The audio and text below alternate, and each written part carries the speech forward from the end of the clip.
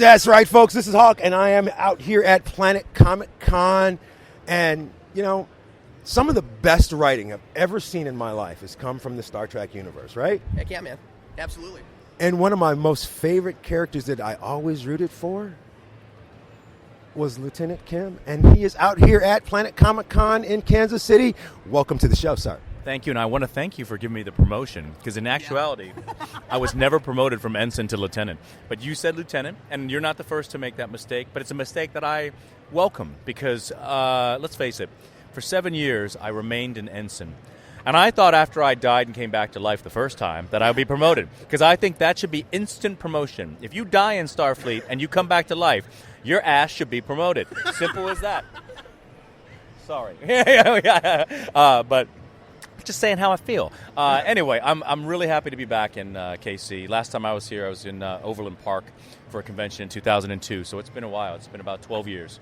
I saw you at that show, and that was one of the last shows we had. That was back when we were doing Slant Fedora. Yeah. And I saw you there, and I've seen you a few times since in Oklahoma and a couple other places. You and I have chatted a couple times. You wouldn't remember because you see 1,000 people. But hello again. Yeah. Okay. Well, I just got, a fan came up and said I was at that Overland Park show, 2002, and because Shatner was the main attraction there, and he was telling me that Shatner came on stage and he paced the stage for 5 minutes without saying a thing, right? He just went back and forth, and then he looks off in the distance, and he went, imagine, if you will,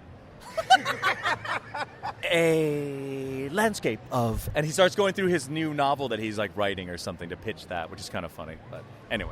I've actually seen that show. Oh, you have? And there are times when he's great, and also, he's talking about the upcoming movie. Yeah. And he had lots of fun with that. And then there's other times where he's just not as, Ask him a question he don't want to answer, see what happens. Yeah. Although I will admit, I will follow William wherever he goes with his answer, because he took us on a journey for one. A lady asked him how he felt about the womanizing situations that they had back then. Yeah. And I don't know where he was going, but I got on that train anyway. Yeah. I'm going to stay with you. Oh, yeah. So I got just a couple of quick questions for you.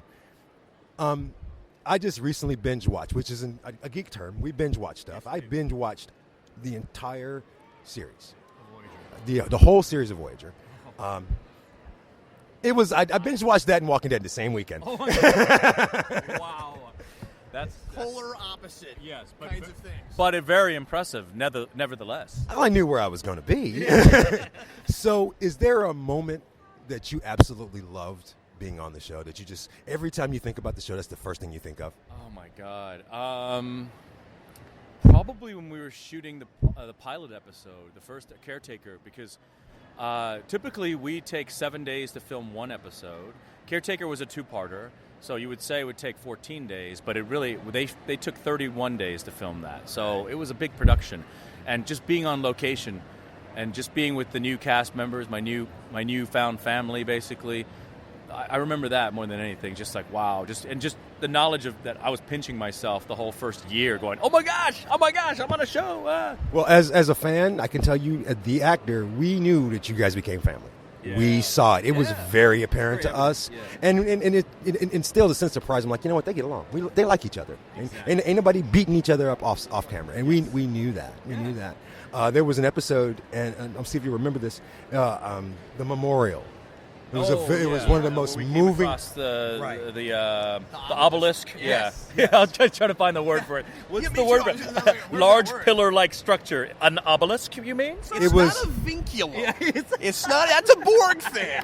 It was a very moving episode, and so my question is, because we got what you were guys trying to portray. But at any point in time during that, did you actually get it?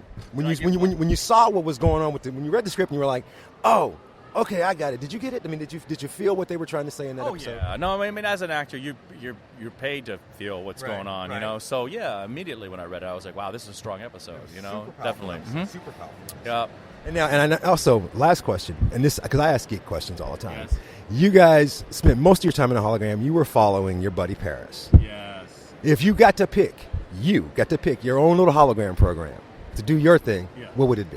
Oh, well, it would still be Captain Proton, but it would be called The Adventures of Buster Kincaid, is what it would be called. Yeah. It wouldn't be The Adventures of Captain Proton. Simple as that. Now, we get a stealth.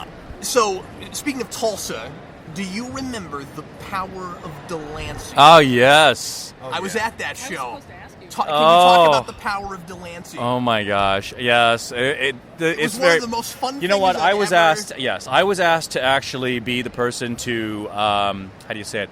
I was the MC of the talent show, so I had to go around and get the actors to come and do some type of talent, right? So, John Delancey's talent was to read a short story called "The Devil and Daniel Jones" or something like that. But he read this. He chose this short story, which was filled with profanity. There was profanity. Every other word was a cuss word, and we're in the middle of the Bible Belt in Tulsa, In Oklahoma. Tulsa. Yes. Sir. So when he started reading, I could feel some people were a little uncomfortable. You know, he ends the this story. is a limited ticket thing. Yeah, There were a limited lot of ticket. people there. He ends the story. And he goes, "The end," and he walks around.